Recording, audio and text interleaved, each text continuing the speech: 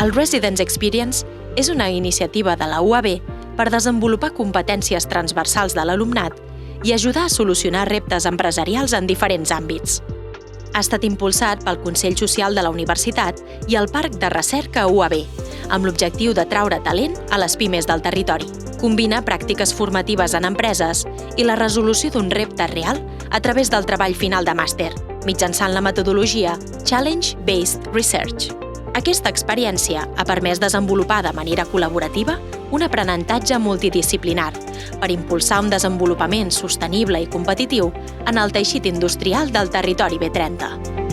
El Challenge-Based Research té un valor afegit que es basa en la participació social d'entitats, empreses, el que diem la quàdruple hèlix, des de l'inici en la identificació del repte.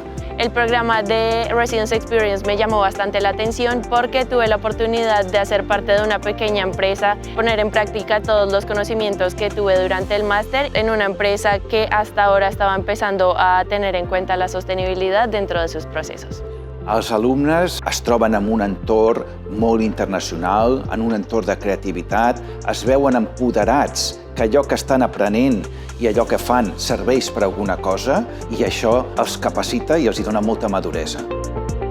Pude aplicar bastantes conocimientos obtenidos tanto en mi grado como ingeniera ambiental como los obtenidos en el máster en la UAB, sobre todo los relacionados con la certificación B Corp, porque a nivel personal no lo había trabajado, únicamente lo había estudiado y fue un reto trabajarlo desde ceros, pero con unos resultados bastante satisfactorios tanto para mí como para la empresa.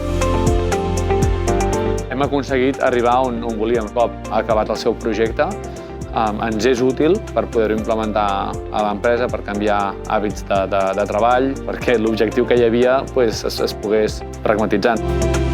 Ja no fem recerca per fer, sinó fem amb una finalitat orientada des de l'inici.